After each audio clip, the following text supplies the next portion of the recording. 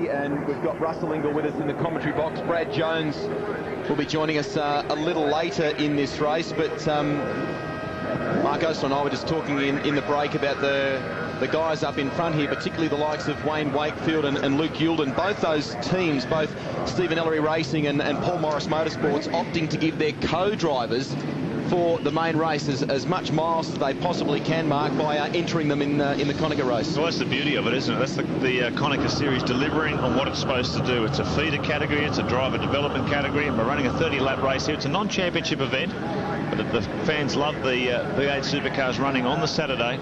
It also gives some of these co-drivers, some rookie drivers at Mount Panorama, a chance to get some extra miles. And I guess, Russell Ingall, when you look at that from a safety aspect, that's probably pretty good for you blokes, because that means there's more experienced drivers out there on the track for the 1000. Absolutely, I'm very happy about that. But look, it is a great idea. I was only actually talking about it with Richo the other day about some of these guys having a run, and it is a really smart idea, because the likes of Youlden and Wakefield, they can get out, do some running around. I mean, they get a heap of laps in, a lot more than what you usually do, because we've only, you only have a couple of 1 hour sessions normally, and they get plenty of experience. And also, you could actually pick up a few tips with the car setup as well. There's nothing to stop them from actually trying a few things in there. That has happened during the course of practice and qualifying, and no less than 6 drivers, in fact, that are in this race will be contesting the big one tomorrow, the Bob Jane T-Marts 1000. Luke Youlden was stunning in qualifying, taking pole in the Super Cheap Autos Ford. He'll line up alongside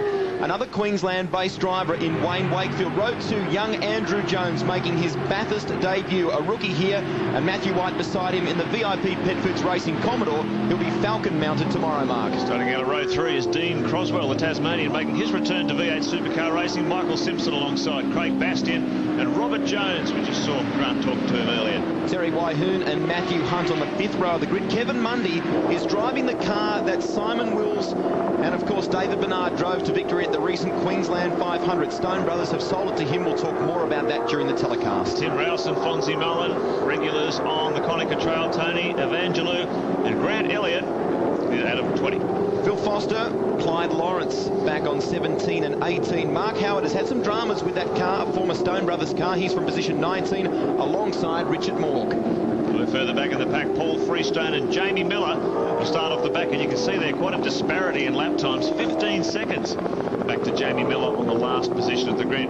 That pole position time by Luke Youlden, 1.1 seconds faster than the next car on the grid, so that's the most impressive performance. Jamie Miller, who you mentioned there, Mark, at the back of the grid, had some dramas with that car. It's the car that Ron Searle campaigned during the 2002 Konica series, built by Mike Quinn and his team, and they took the rather unusual step of building a VS Commodore from the ground up, which is pretty odd, Russell, when you consider the amount of good quality VS Commodores that have been built by the likes of Larry and others that would be lying around the traps. Yeah, for sure. Look, VS Commodore was a good thing, and it always was a good car around Bathurst. In actual fact, they were actually a fast car in a straight line. They were actually fairly aerodynamic, and they were a good thing. So up the mountain there, the VS always goes pretty hard. That's one thing we'll keep an eye on during this race too, Mark, is that I guess there's a bit of a battle going on amongst the drivers of the older makes, the VS and the older model. Yeah, exactly. Yeah, there's plenty of those in this field. It's amazing the longevity of V8 Supercars.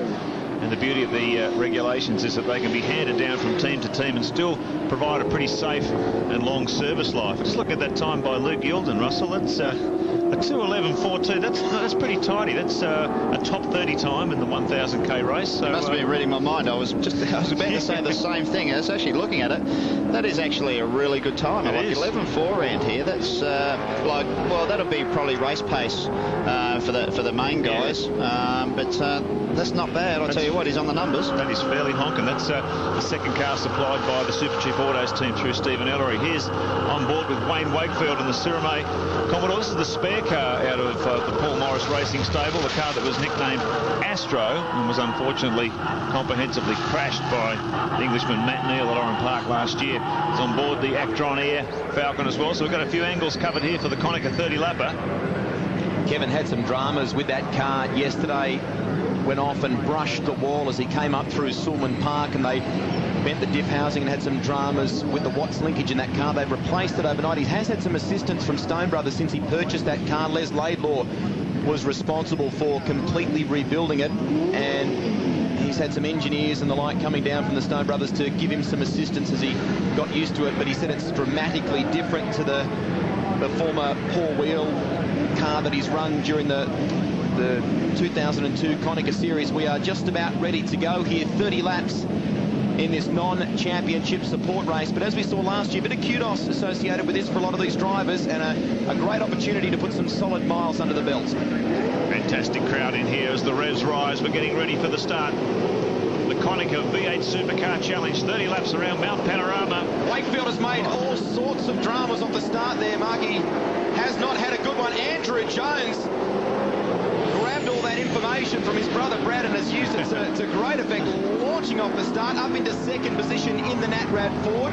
Came blasting through, didn't he? Great start from Andrew Jones, but Luke Youlden has taken advantage of that pole position as this 22-car field thunders up Mountain Straight for the first of 30 times. It looks like a nice clean start through turn 1 as they come up toward turn 2. Michael Simpson has also had a good start. He's up into third position after what's been a pretty wretched year for the Queenslander, a crash at Oran Park and all sorts of dramas at Phillip Island, but they've repainted that car white and he seems to think it might be a bit of a good luck charm. So, well, we've seen plenty of white cars in the formative years of the Konica V8 Supercar Series, but you've got to say, this year, the quality of presentation of the cars has stepped up massively. I mean, Avesco are very happy with the growth of this championship. It's only going to get stronger and stronger. Well, the talk, Mark, around at the moment is that 8 to 10 new cars will join this field in season 2003. So that level of competition that we've talked about since the inception of the Konica Series keeps growing. But what about Luke Youlden? He's grabbed this one by the scruff of the neck and he wants to get on with it.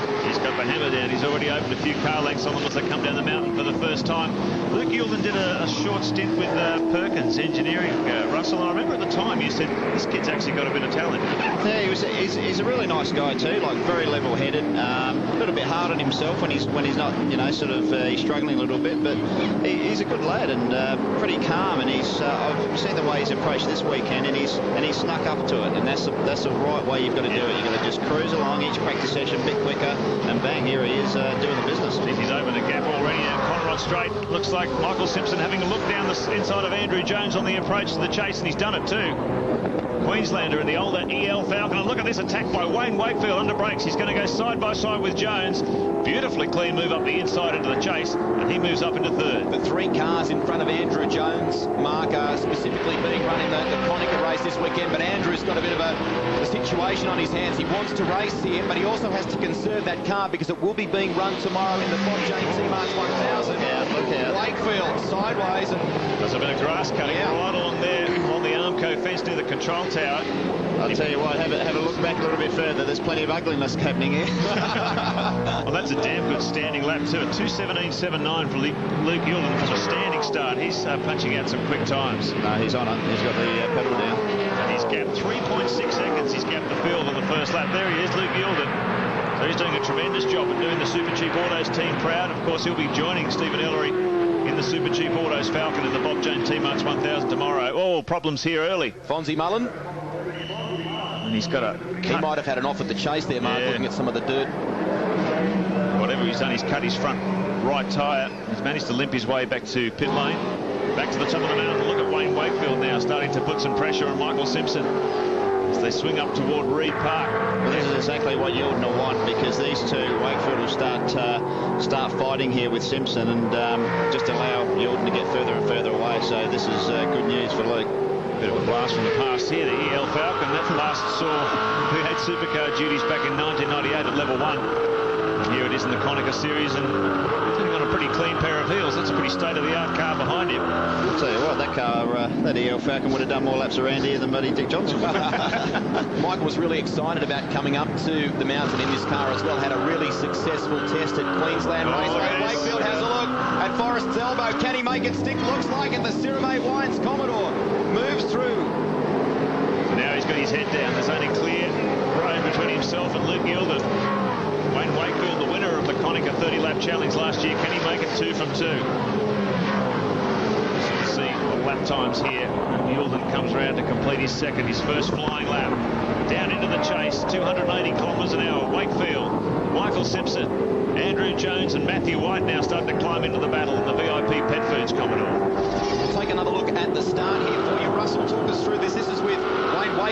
was a shocker, wasn't it? Absolutely. Like, these cars are very hard to get off the line because they're carrying so much fuel. When you're carrying near a full tank of fuel, which these cars will have in it, you've actually got to slip the clutch to get off the line, and you can see a couple bogged down.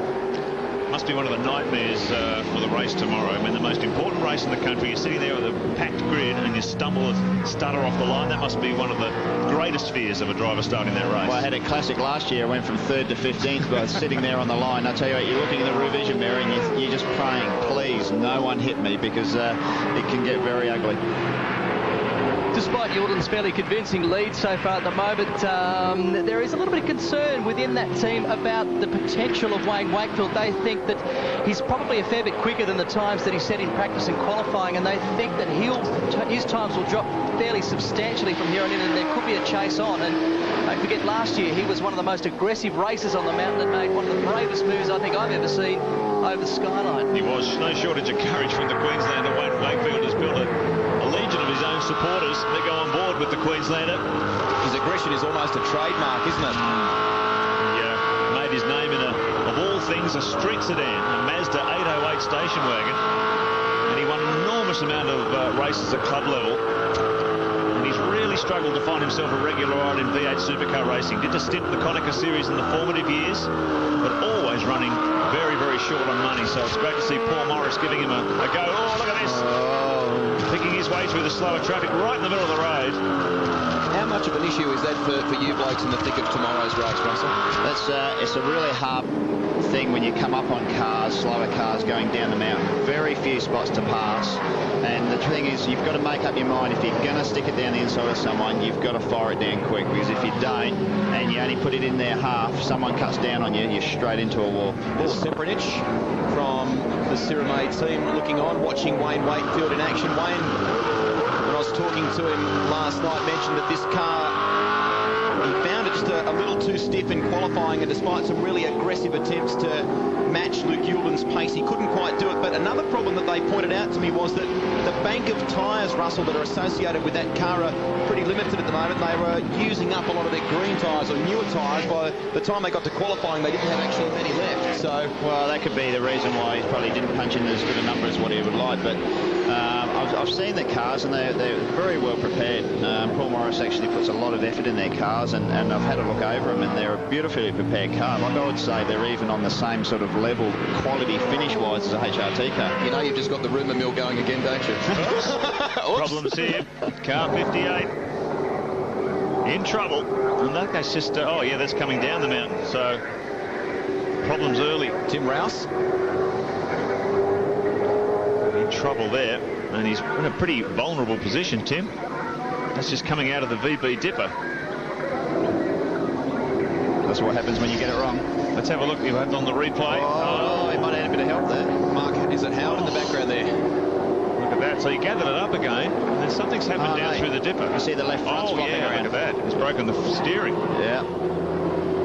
Let's have a look at this again. He hits the curve, and look at it, goes right in on its nose. Look at that. Right up on his front bumper. That's broken the steering, and now he's struggling to gain control.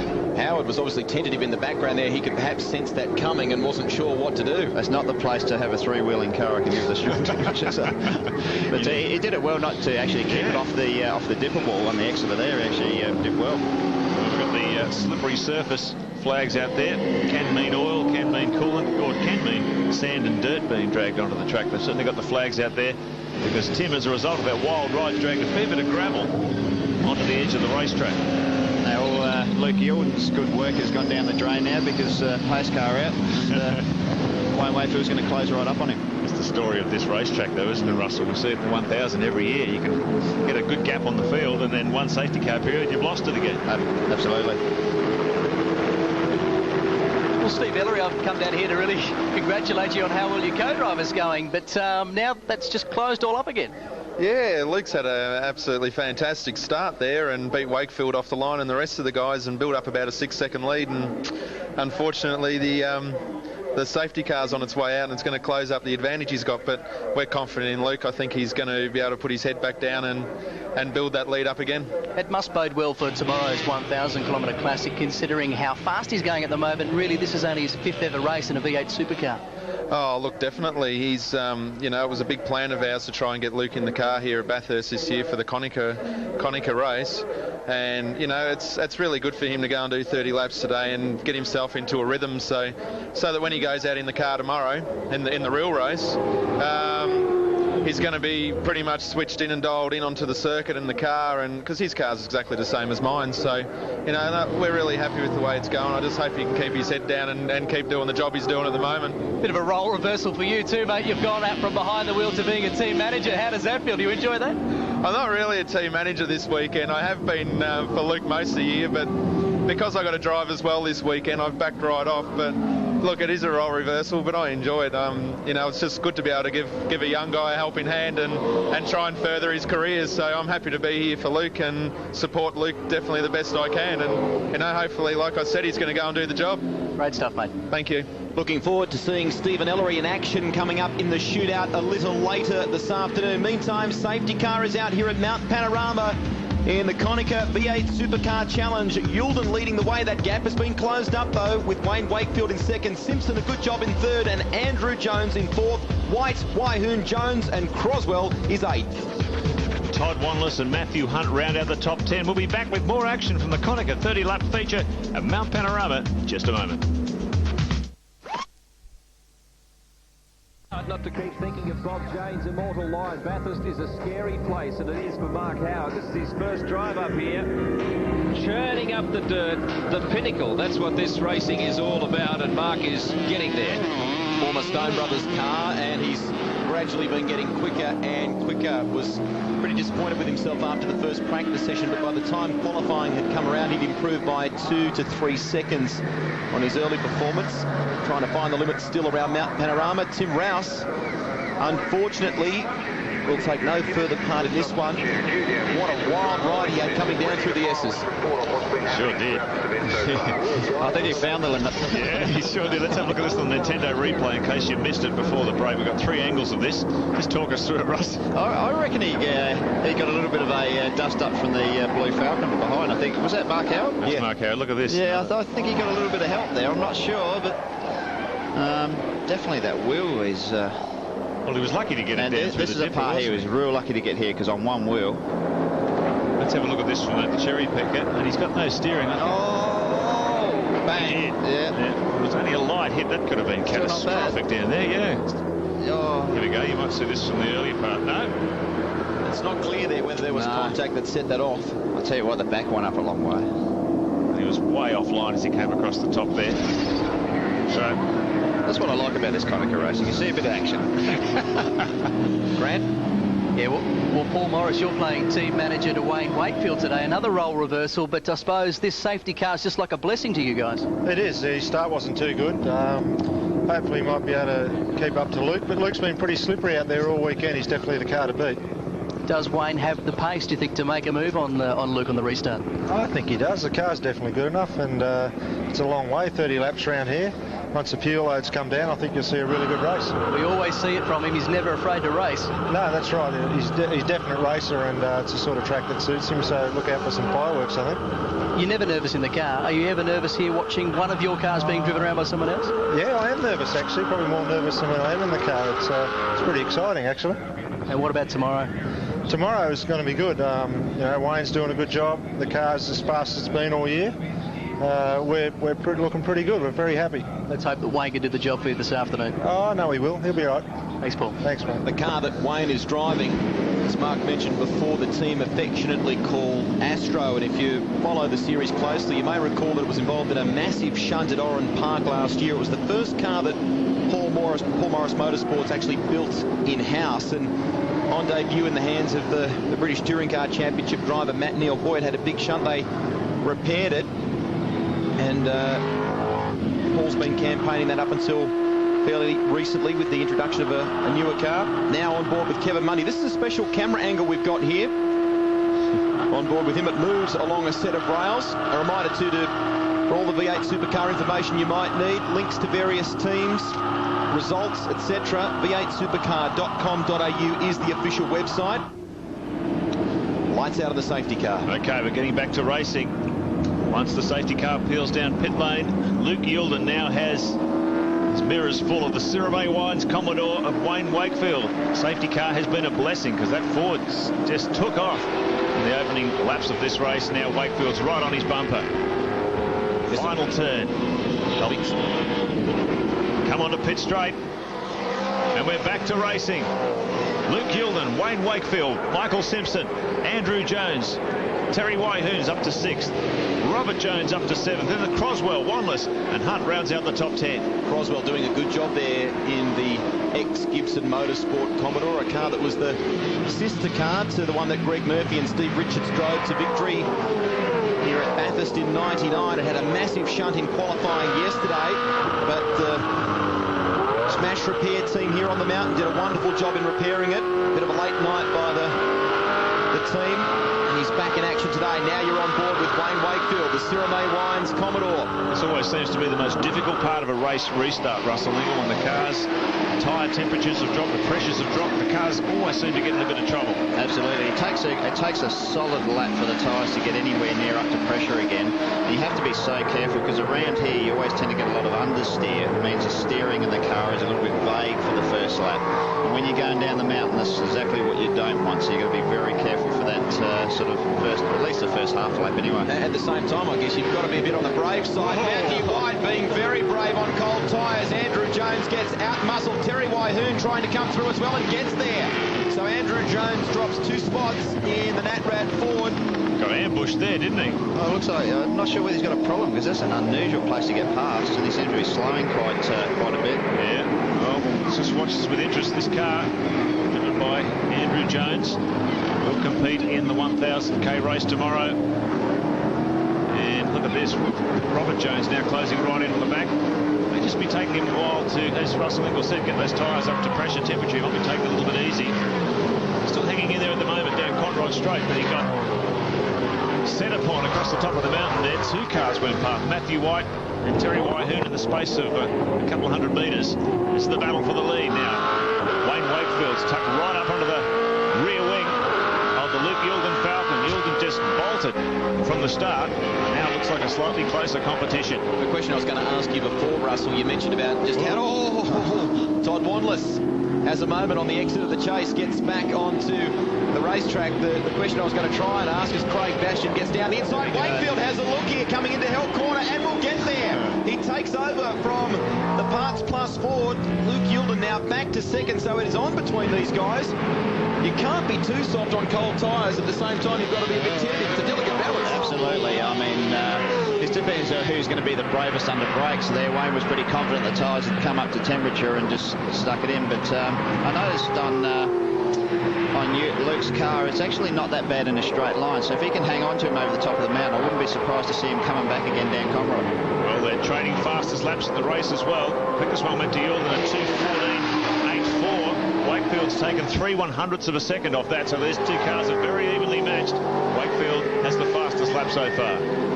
Ellery team have been very impressed with Luke Yilden. He's driving the first ever car built in-house by Steve Ellery's team, the car that Stephen campaigned up until the Adelaide 500 last year. And Luke, like I guess Greg Ritter at Dick Johnson Racing, is very much serving a tough apprenticeship, Russell. They get Luke to do all his own work on that car, all the spanner work, and I guess you learn a great deal by doing that when you're in the sort of situation that he is, which is predominantly an endurance driver who's done a handful of Konica rounds. Well, I remember when I first drove for Larry in the first year, and when was it, 96, I helped build the car that I actually raced as well, so I got my hands dirty for a little while. But do you learn a lot from that?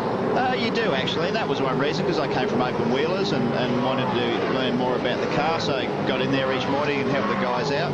Mind you, that only lasted for 1 year and 1 car. I thought, I'll stick behind the wheel. It's a lot cleaner. Grant? Just spoken to Andy Jones's father, Kim, and no real problems there for Andy. Kim just explained to me, look, he's just still getting to grips with how to drive a V8 supercar around Mount Panorama. A little cautious on the restart, that's all. No missed gears. He's just probably still coming to grips with this track. Obviously, everybody knows it can bite. Well, you're better off being cautious than firing off into a wall. Want to bring that car across the line, and that's good mature thinking by Andrew Jones, driving to the level of his experience and ability rather than overstepping the mark. Let's have a look at the replay. The Nintendo replay, this moment down in the chase. This is where Wander's got very sideways. Geez, I wonder why. Bit of rallycross action there. Well, he's not. He's used to that actually too, Mark, because we should remember that Todd has spent a fair bit of time in midgets and sprint cars. So, son of Ronnie Wanless, former Australian champion in both midgets and sprint cars, and Ronnie himself was actually quite handy away from the racetrack, a former Queensland heavyweight boxing champion. Yeah, don't turn him around. Wayne Wakefield on top for now. Luke Yilden in second and chasing hard. Michael Simpson is third with Matthew White fourth. Then it's Waihoon, Jones, Croswell, and Robert Jones is eighth. Don't go away, we've got plenty more V8 action. The Konica V8 Supercar 30-lap challenge. Back in just a moment.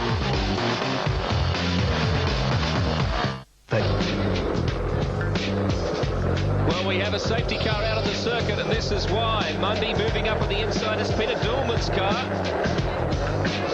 That is a collision, but the worst is still to come. Dillman spearing off, in fact spinning off to be more accurate, into the dirt. And it only got worse from there. Here they come together. On the top there of the mountain, McPhillamy straight on the run towards Skyline. Dillman gets beached. He originally wasn't going to run the Konica race in this car, but Bob McDonald, who now owns it, has become unwell and won't contest the main one.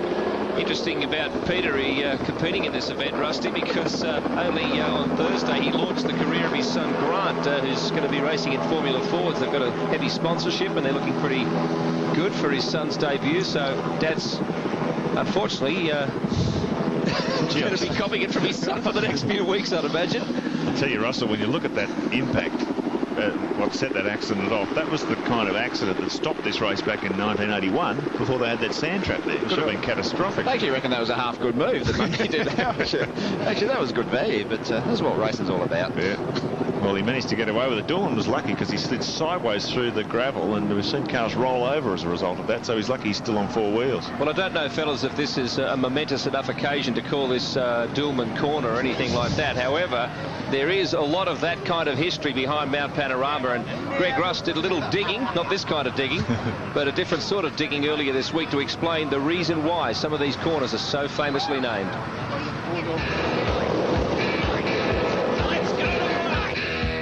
They've been racing around Mount Panorama since the 1930s, and even today at this circuit there's lots of wonderful reminders of that great motorsports history. But what you mightn't know is that it wasn't always called Mount Panorama.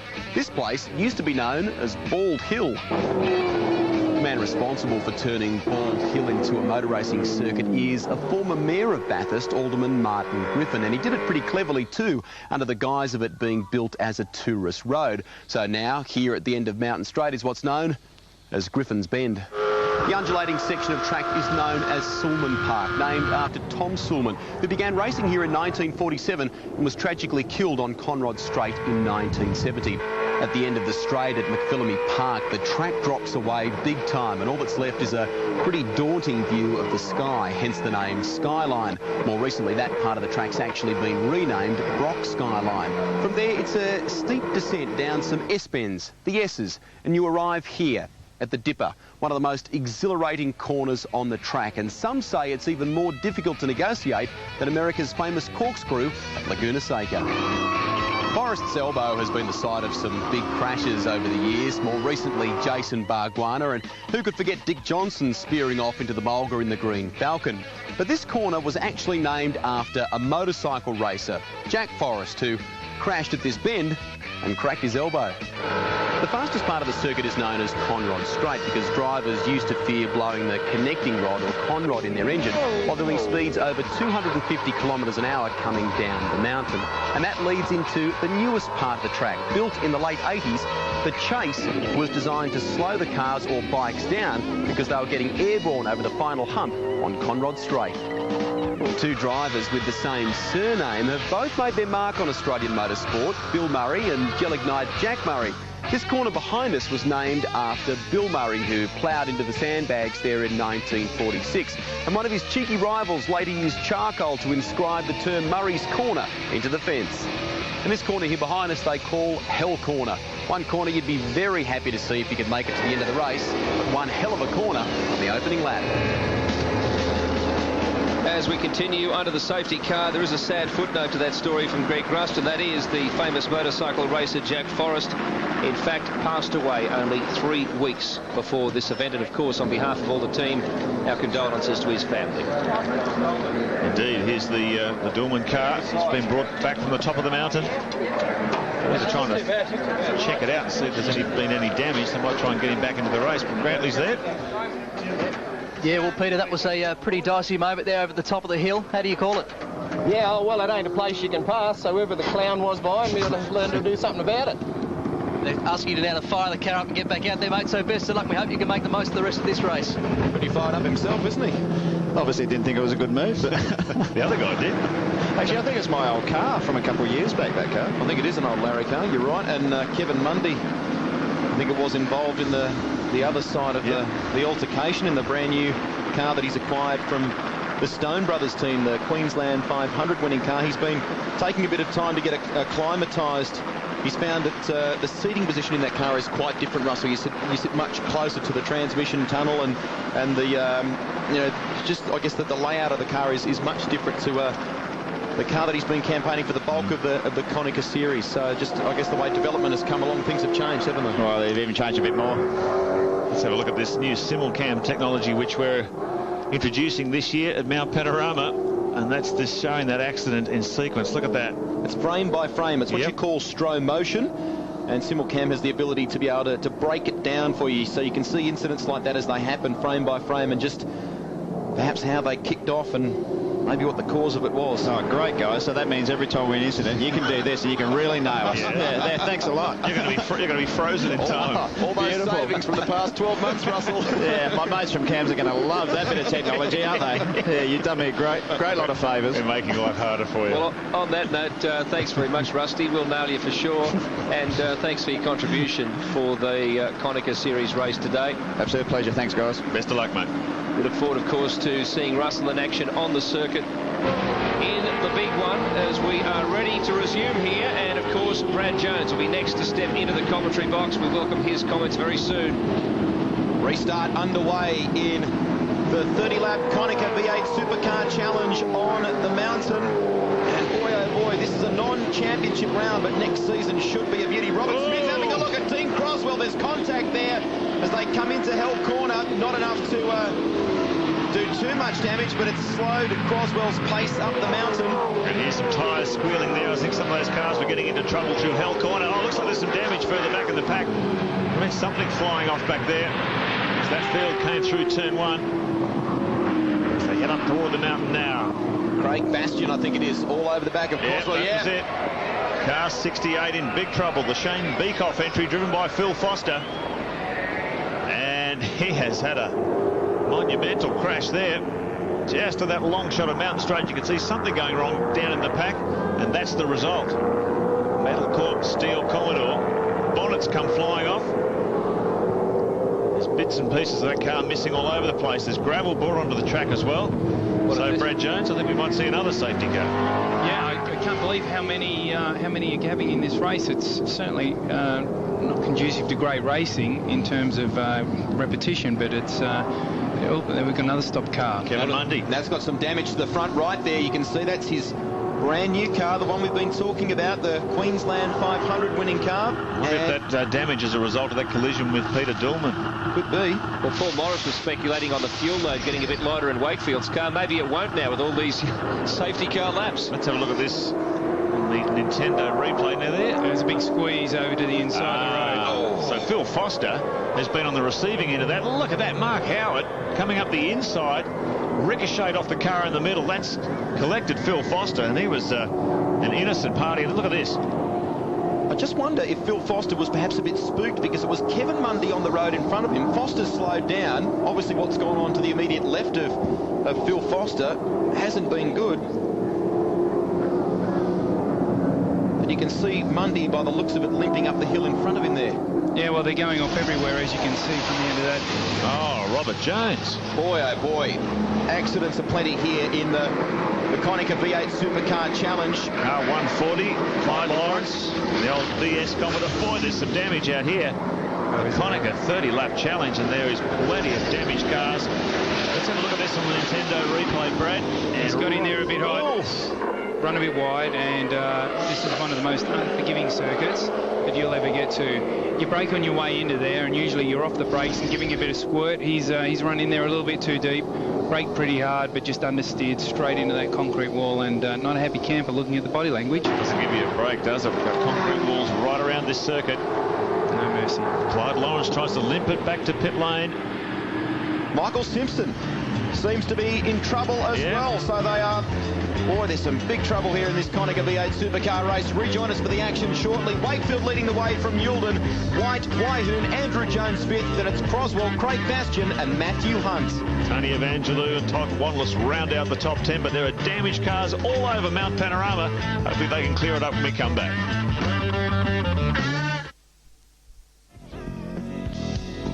They're attempting to clean up the carnage at Mount Panorama. This is only one of the collisions that have caused the safety car to come out, and it will probably be out here for some time. A real concertina effect there. 3 cars involved, a lot of debris too. Very strange. Looked like Phil Foster was fainting over to the left, and then Clyde Lawrence got sandwiched in the middle of him and Mark Howard. It was a 3-way disaster, that one. I could be wrong, but really it looked to me like Foster's just moving over to try and block his line, and really that's not the right thing to do. In a race, it's not even at half distance. You're meant to maintain your line, and well, I appreciate... Oh, look at this one by... That is such a shame for that team too, because they debuted that car at the Winton round of the Konica Series, and they've done a terrific job on the building of it too, haven't they? They have. It looks fantastic. Always presented really, really nicely, and just a pity. That was a pretty hard hit. You'd be surprised how much damage is done to that car. Grant? Well, Bob, you've pedalled around this circuit for many a year, but unfortunately not so successful for your son this morning. No, he's had a little off up the top there. We don't know what happened. It looked like maybe the steering broke or something, but you know, we won't know till he gets back and have a look at it. We know that the budgets are often a little slimmer in the Konica Series, and we just take a look at the carnage that's around the mouth at the moment, and it really has bitten a lot of people today. Yeah, it has. Luckily, we've got a second car, and it's still out there with Paul pedalling around, and yeah, you know, sponsors are hard to come by, and everybody battles to get that last dollar, and you know, we're lucky we've got a couple of good ones this weekend with Vaudry and Summit Motors.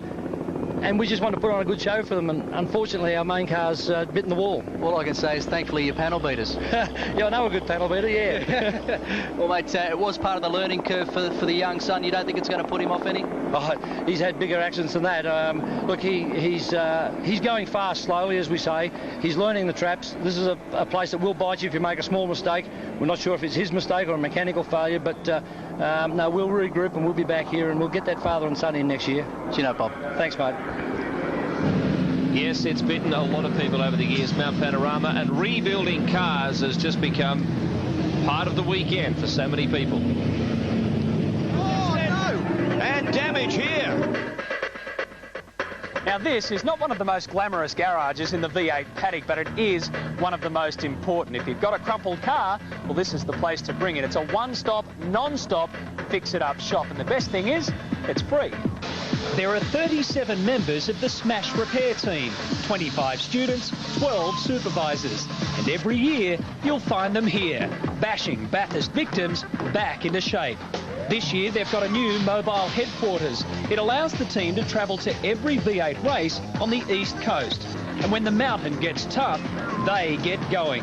In 2001, the biggest job was on the Team Kiwi Commodore.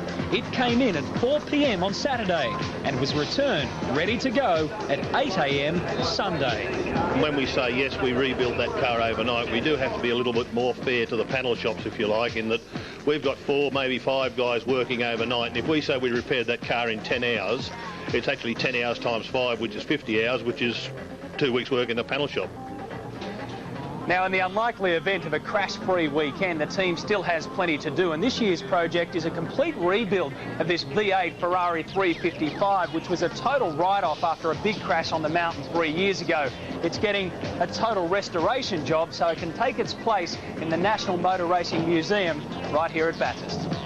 In many ways, it's the feel-good garage. Already this week, the team has donated a completely rebuilt car to V8 race chaplain Gary Coleman. The V8 teams, of course, are always praying they don't have to pay a visit. Still under the yellow flag here at Mount Panorama. I've got some wonderful technology that team, Woodsy. I mean, Brad, one thing that sticks in my mind is the ability to be able to generate and make stickers and equipment like that. The gear they have there is just incredible. Well, you remember the year Dick Johnson parked in amongst the trees in his car and turned it into a banana, and they got another one, painted it, stickered it, and I can remember the paint was wet when they rolled the thing out onto the grid. Someone leaned on it and got a wet hand. So, wasn't you, was it? No, it wasn't. I was under it trying to measure stuff, but it is really amazing what they can do. There's Michael Simpson. You can see him drop out on that dramatic lap when they went back to green. A lot of cars caught up in some accidents. Michael Simpson, and he made it to the end of Mountain Straight before he had to back it in there. I'm not sure if that's his oil trail that follows him in with the concrete dust on it there, but if it is, it could be quite an expensive stop. That's hard luck for Michael and his team too, because they've done a terrific job this weekend. And they do run a number of cars in that outfit, including the one that he will team up with Kevin Mundy tomorrow for the Bob Jane T-Marks 1000. The telecast starting between 7 and 5.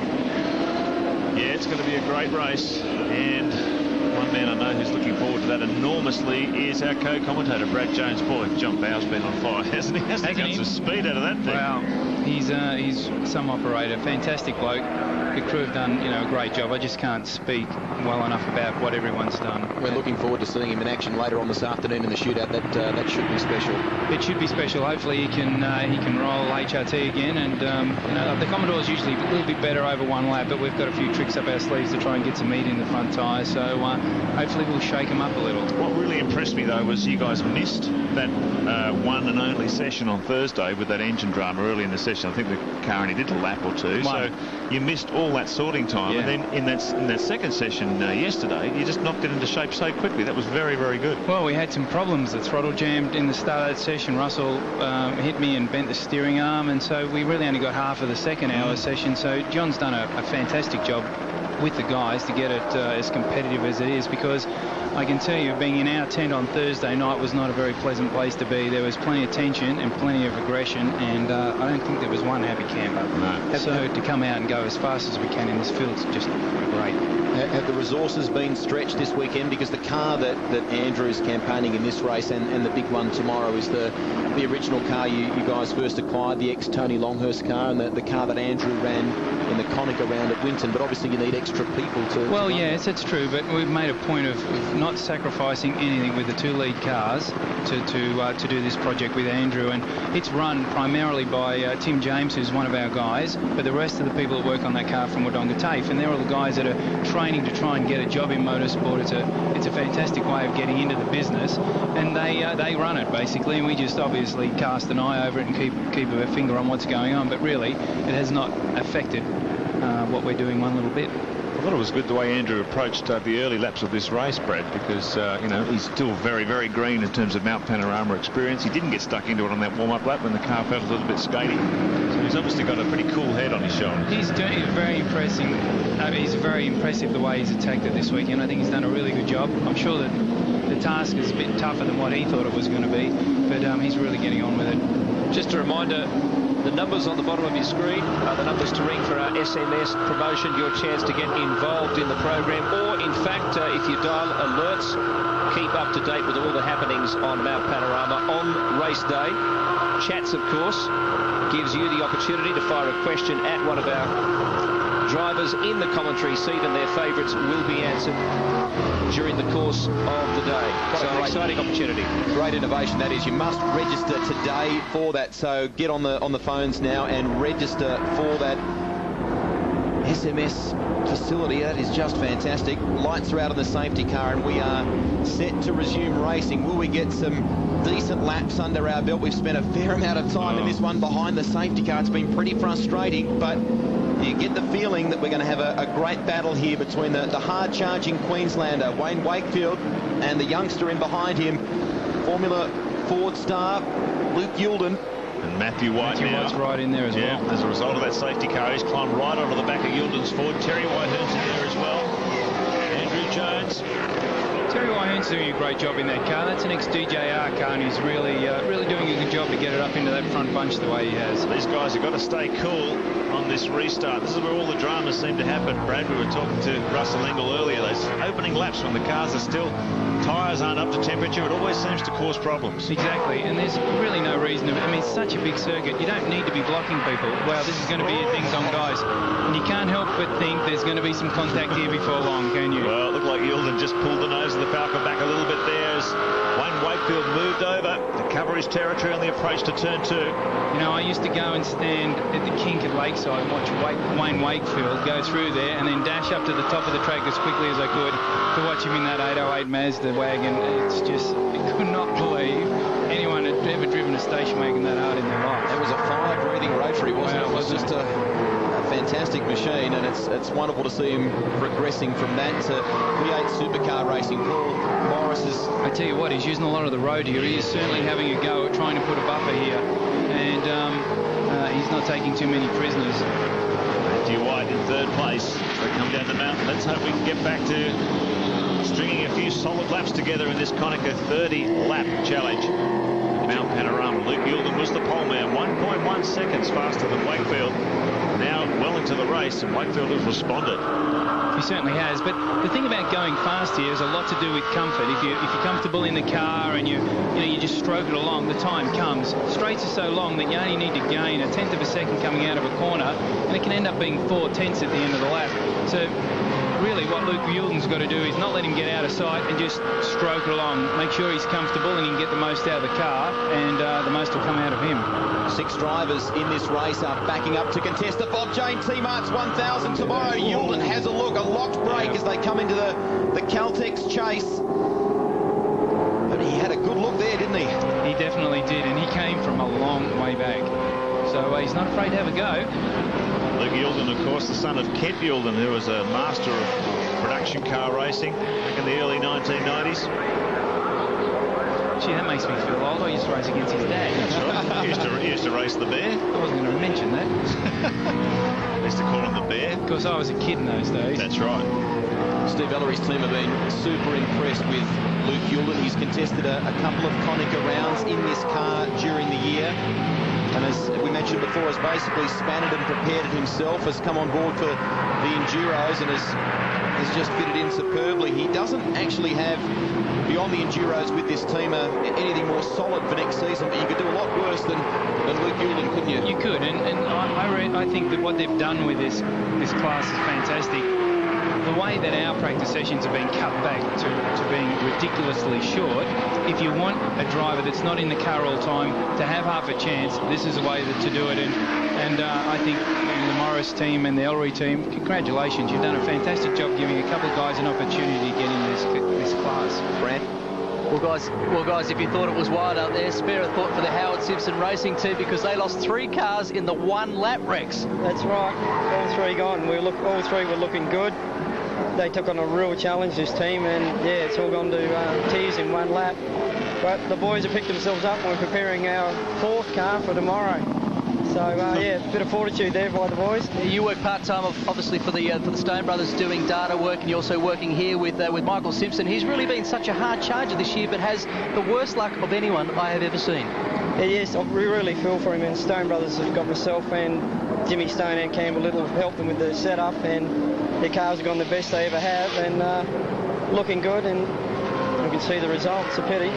He's definitely one of the young guns of the future. Let's hope one day he can finish a race as well, Rex. Yeah, he's done amazing well in a 5-year-old car to go that fast. He really wrung the neck of it. We were looking at the data and really impressed with his driving, and the Howard Simpson crew really put in a great effort to prepare the car, and the help we received from Stone Brothers really showed the car was set up as best it could be, and look what happened. Hard luck, Rex. Thank you. All of the cars, with the exception of the one that they are campaigning tomorrow, the other 3 Konica cars that will run here this weekend are all ex-Stone Brothers cars, so they seem to have forged a good relationship with them as Wayne Wakefield comes through Hell Corner, heads up Mountain Straight once again. Luke Yilden is still pursuing him. He's still the fastest man on the track too, Rusty. He's just in a 2:14.24.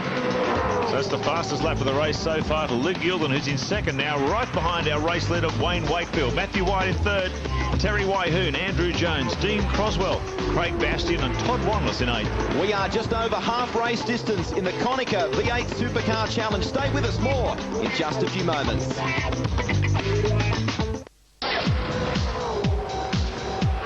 This is Mount Panorama. They're heading up the mountain right now, and look at this from Youlden. He's challenging Wayne Wakefield. Big move here, Woodsy, as they come in. Oh, no!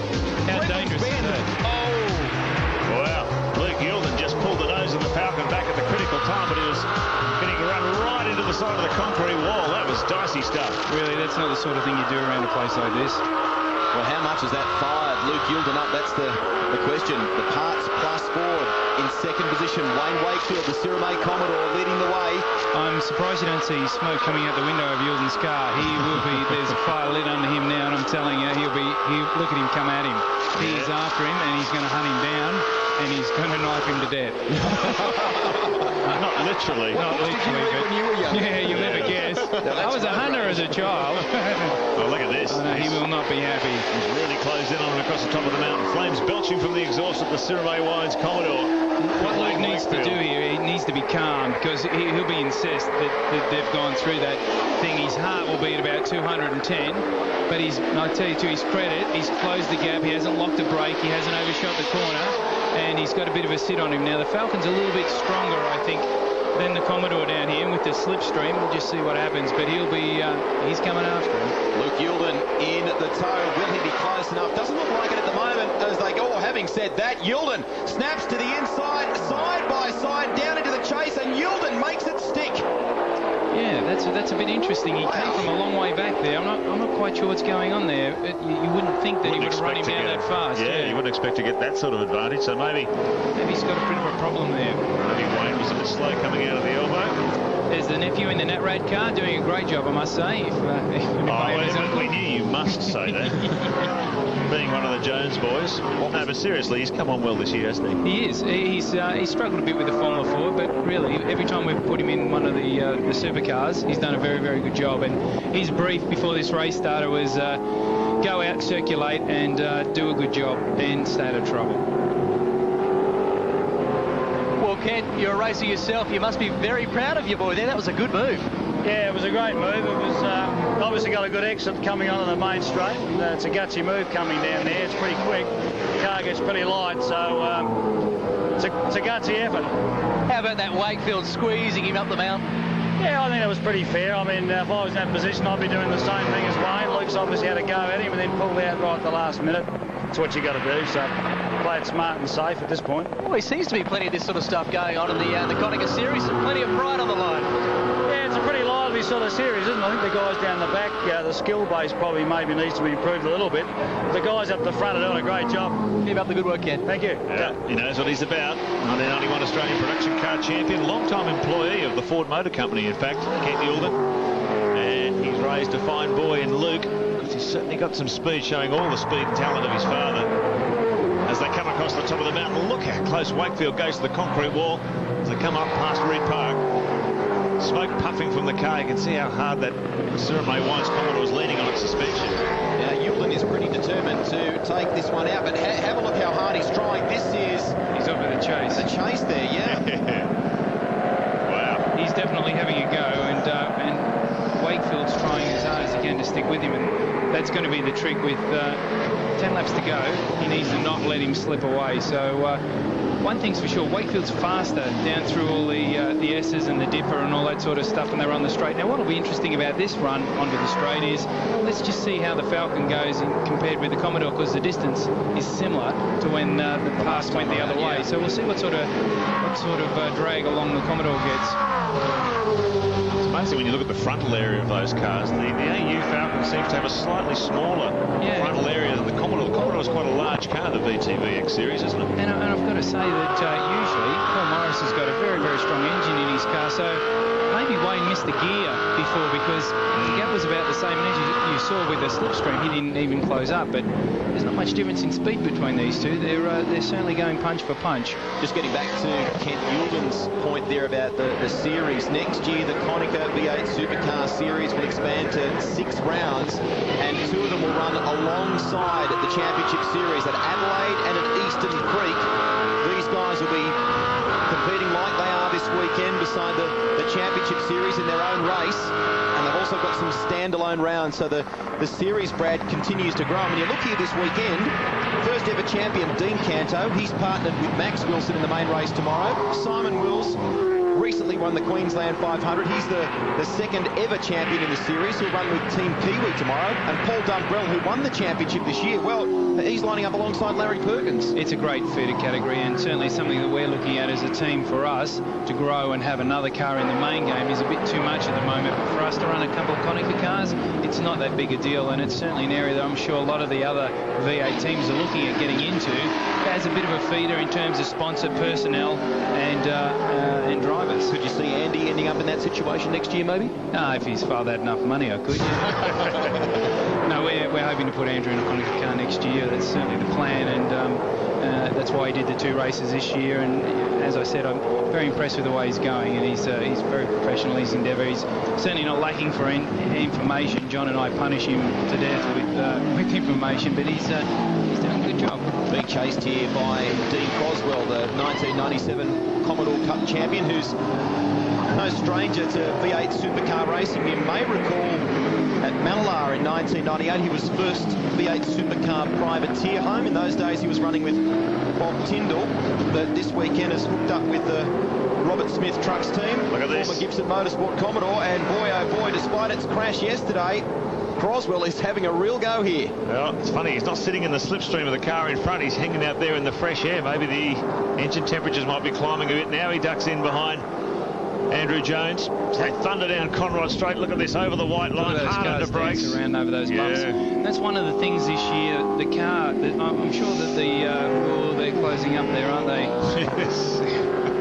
Not an easy thing to watch, let me just Incidentally, guys, those 2 lead drivers, Yulden and Wakefield, are absolutely hammer and tongs. The last 2 laps, they've both been dropping into the 2:13s, so they've really upped the pace on each other. Yulden's just on a 2:13.16, so these blokes aren't mucking around. Wayne Wakefield and Luke Yulden pushing themselves onto greater and greater heights. What we're watching there is the battle between Andrew Jones and Dean Croswell for 5th place. Luke Yulden and Wayne Wakefield, though, they lead this one 10 seconds up the road from Matthew White and Terry Wyhoon. Craig Bastian and Todd Wanless round out the top 8. This is the Konica V8 Supercar Challenge on day 1 of our coverage at the Bob Jane T-Marts 1000. More on the other side of this.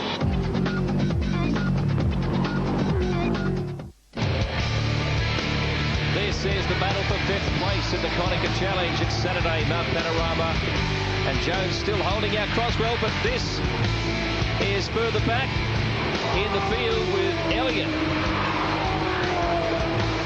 getting past Evangelou.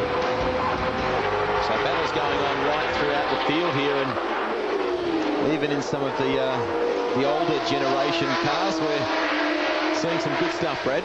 Well, and it's a great opportunity for these guys to be able to race without rocking around, looking in their mirror for 161 laps, waiting for the guys to come along like they used to when we just had one race here. I think the Konica race up here is a fantastic opportunity for these guys to show their wares.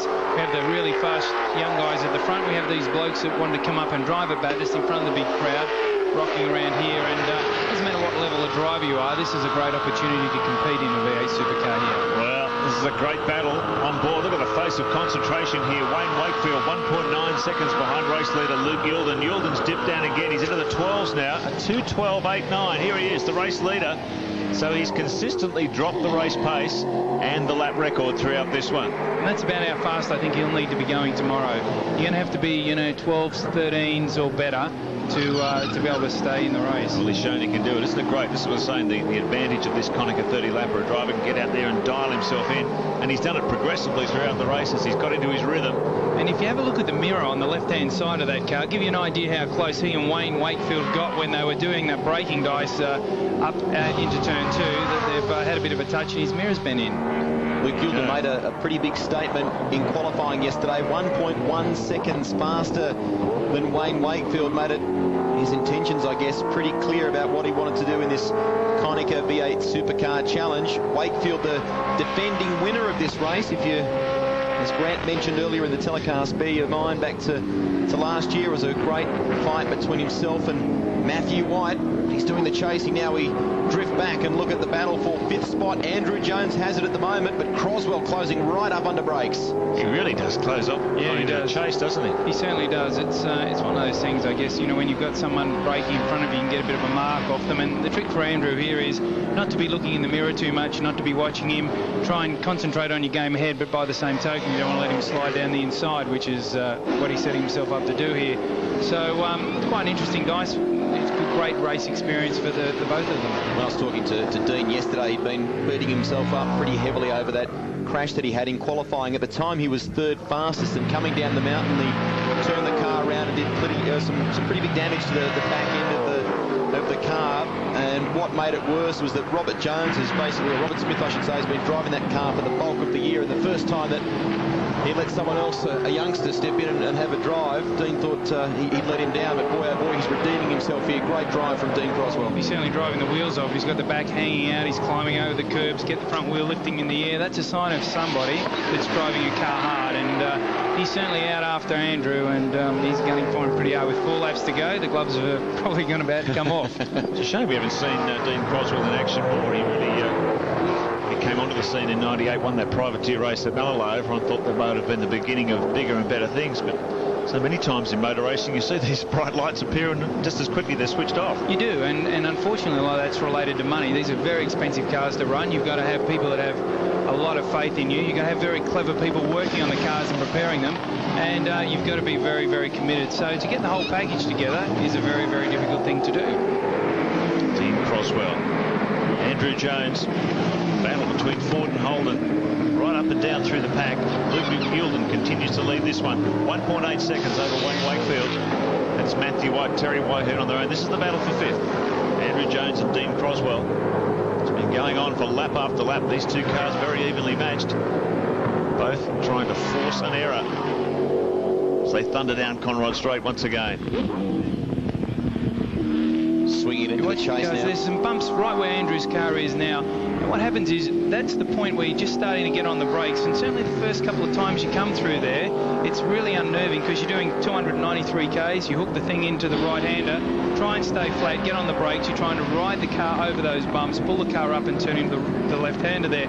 Part of the trick to getting this place right is it's very, very smooth. You run quite a hard setup, but the few places where there are bumps, which is there in Reed Park, you need to have the car working properly. You've got to have the shock absorbers, keeping those wheels on the ground, and really that's part of the secret to be able to get a good lap time out of Mount Panorama. No doubt you know how to get a good lap time around here, but geez, you've been very unlucky. I mean, how long are you going to be the bridesmaid here? Well, I don't know. I've tried really hard for the last week not to get too excited. It's really since Ipswich I felt we've got a strong driver combination, we've got a strong car, and everything seems to be working really well at the moment.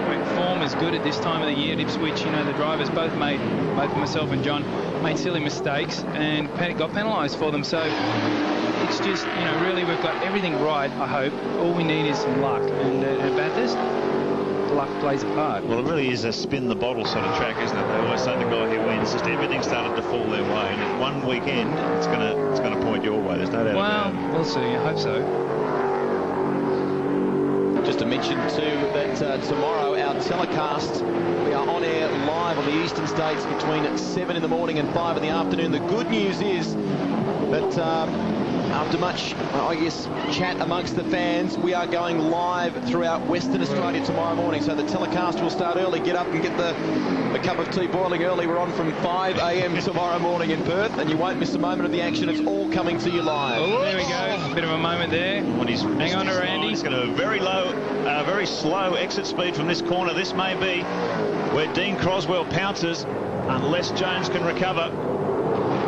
Find out when we get about 2/3 of the way down Conrod whether he's been able to take advantage, but Andrew has recovered pretty well. Look at this, Croswell right up behind now. Croswell's good on the brakes here, so I'm sure he'll have a bit of a go at him. He's not quite close enough, but... Well, that was a good recovery from Andrew. I thought he would have been swamped there. Here's a comparison of the last 5 laps between Andrew Jones and Dean Croswell.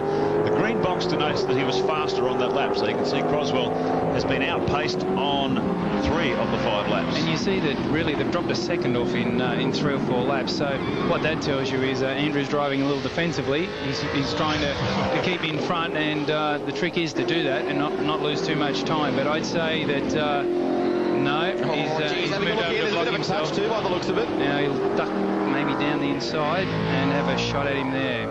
Traditionally, as they've been coming up Mountain Straight, though, Andrew's had his measure, so we'll just see what happens on the run up to Griffin's Bend. The Nat Rad Ford pulls a couple of car lengths. And he did have a better run out of that corner, but we're getting the braking area and it all closes up again. He's pretty close. This is a good dice. I'm sure your engine man, Chris Matty, would be interested in looking at the performance of this car. Well, yeah, and checking the fuel economy, because that's something that's going to be critical tomorrow, I think. But, you know, there's another one of Chris's engines, and he and Aidan and Darryl, the boys, have done a fantastic job, hasn't missed a beat, and really we've had no trouble from this car all weekend. They've just cleaned it, knocked the dents out of it, and run it around. How different is it to the car that you and John say will be campaigning tomorrow? Well, it's fairly different. Of course, a lot of the things that we have in our car aren't necessarily in this. This is the first one that we had, the Longhurst car, and it's a pretty nice car to drive. We all had a turn with it at Winton the other day, but it's just not quite at the standard. Certainly, we have a much stronger engine in our race car than what Andrew's got in this. From memory, though, that first year of V8 Supercar racing for your team was very, very difficult. One of the problems you pinpointed was the fact you took over someone else's car and then tried to re-engineer it, where it may have been easier just to start with a clean slate. He's certainly having a go, and he's got a bit too much front brake on at the moment. Unfortunately, I don't have a radio to tell him that, but yeah, it was. But we have done some work with this car. This is going to be the spare car that we take to Indy, because the chances of coming out of there with one in straight and good condition is low. So there's a slow car on the road. They'll just zim around there. So it's, you know, this car's prepared at a very high level, and of course, as all the Aussie male cars are. And it's not so bad to drive. So this battle's been going on and on and on. It really is. It's got a little bit of a gap now, so hopefully you can sustain that. Yeah, but. Meanwhile, Luke Yielden and Wayne Wakefield running away from the pack, 11.8, almost 12 seconds. The lead over Matthew White in third. He's in a pretty lonely race. Terry Wyhoon hovering around behind him, and this is the battle that's been on. And he spun Andrew too. Too much. Has he kept it off the wall? Yes. Come on, look it around. He stalled it. How's the heart rate? Both stalled them. It's going. So Andrew Jones has got the Ford fired up. Dean Croswell seems to be struggling to get the Commodore going, and the crowd giving a huge cheer there. I love that. Croswell now gets the Smith Trust Commodore into action, but he's lost a lot of track position. Well, you can see him lock up the rear brakes turning into that corner. Actually, that was quite a good dice, and just unfortunate, but those things haven't left to go. You're both having a go to take your spot, and you know, Dean had to have a go at passing him, and fortunately they touched and they both looped around. Dean's lost a spot now to Craig Bastian as well, who moves into the 6th spot, the former Formula Ford and Supercar racer. Here we go here, Brad. He's come from a fair way back, and he's tried to pull the car up, and he's turned to the inside, and it's just been a touch, and around they've gone, and I'm sure they've both got very different views of that. But as you can see, Dean's a fair way back, but he's figured now or never. He's gone down the inside and he's turned in, probably not even aware he's there. Just the slightest of touches. It's turned Andrew around as well, and they're both stalled, and you know, there you go, that's motor racing. Could that also have been a result, Brad, of starting the cars on a full tank of fuel? They probably ran a bit more rear brake bias. Maybe he hadn't wound it forward enough by this stage of the race. Well, you usually move it 1 or 2 turns onto the front as the race ticks by, or back onto the back. So it just depends on how you balance your car, and obviously well, I'm not sure they locked the rear brakes, but he didn't. He just came from the field. Pretty hot. He's having a go. He's our winner. He's got one more lap to go. 6.2 kilometres of Mount Panorama. He really has been the sensation of this Konica 30-lap challenge. He qualified on pole position, 1.1 seconds faster than Wayne Wakefield. Wakefield's dropped off the pace a long way. I wouldn't be surprised if he had a problem. I haven't seen him come past yet, so he's just come past now. Yeah, he was hovering around about 2 seconds behind Yilden, but now he's dropped way back. His time's not so bad, so quite possibly he's had a moment or a spin or something, because he's very quickly dropped 10 seconds. There is Wakefield, just coming under the Holden Bridge on Mountain Straight. So we saw a great battle from these two for most of the race distance, but you can see there on the split, almost 13 seconds, the gap now back to second. The field has really become spaced out. Matthew White in the VIP Pet Foods car, very lonely race in third. Good miles for him. He's a good little driver, Matthew, and he's in with the Briggs team this year. He's a good little peddler. He'll hook up tomorrow with Tony Longhurst, I was just going to say, Mark, for the big one. 2000, I should say, Australian Formula Ford champion. Had a great battle with Rick Kelly throughout that championship. It came down to 1 point at the end of the final round of Ballala, but Luke kept his cool. He did a stint with the Castrol Perkins team, cutting his teeth in V8 Supercars at the top level, before being picked up by the Super Cheap Autos team. And I'll tell you, that small family-run team under Bruce Ellery will be delighted with the performance of this young man, just 24 years of age. Finished 14th at the Queensland 500 for a single-car team, Brad. You'd have to say they're pretty impressive. Exactly, and Wally Waldburn, who engineers the car, is one of the more clever people that you'll find up and down pit lane. I really rate him quite highly, and he's really clever, and he'll teach Luke plenty of tricks as time goes by. And Luke, as we mentioned earlier, has I guess endured a tough apprenticeship with this team. We know about his success that Mark just mentioned, but in a similar fashion to Greg Ritter at Dick Johnson Racing, both of those guys have been employed as endurance drivers, but they do all the spanner work and setup work on their own cars during the week, and it's helped Luke immensely. And now we're seeing it to good effect.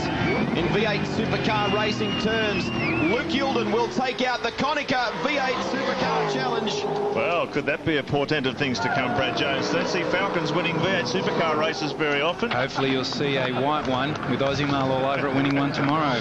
Good effort by the Super Cheap Autos team. Equally good effort too for Paul Morris racing Cyrillic Commodore, driven by Wayne Wakefield. That's a very handy 30 laps for the man who will take over the co-driving seat tomorrow in the Bob Jane 10 March 1000. Matthew White, good effort that. Excellent effort from Terry Wyhoon and the ex-Dick Johnson Ford. Had a lonely race, but to come in on the top 5. It's a very good effort. Yeah, first of the second generation cars too, Mark. So in 4th spot in the Lubramax Ford. Great for the former Opel racer. And here comes Brad Jones' nephew, son of Kim, Andrew Jones. Did a terrific job there under a lot of pressure from Dean Croswell. The two came together, but fortunately he was able to continue, pick up a handy position, 5th. There we go. Look at that. Has he got a broken... He's definitely got a flat tyre. I don't think the steering's broken on it, but there's something going on there. He's decided that enough's enough. And, that's the end of it. He's going to park it. The thing about limping them back to pits, it's all very nice because you don't have to walk too far, but you usually do so much damage that you're better off getting out and stopping. A shame for the driver who also spends a bit of time, as we mentioned, in sprint cars and midgets. Isn't he some sprint car driver? Isn't he what? Thanks for joining us, Brad Jones, for the Konica V8 Supercar Challenge, and we do wish you and John Bowe all the best tomorrow in the big one. Thank you. Hopefully I won't see much of you at all. Yeah, ditto. Thanks, mate. So Brad Jones joining us in commentary for the Konica 30-lap challenge, and this is the way they finished. Wayne Wakefield 12 seconds behind our eventual race winner Luke Yilden, bringing it home in a Falcon AUXR8. Boy, you don't see that too often in V8 Supercar racing in 2002. Matthew White in 3rd, Terry Wyhoon in 4th, Andrew Jones, great battle with Dean Croswell, managed to come home in 5th. Craig Bastian, Grant Elliott and Tony Evangelou in 8th. This is day one of our 2-day motorsport extravaganza on the mountain, and the shootout is still to come a little later this afternoon.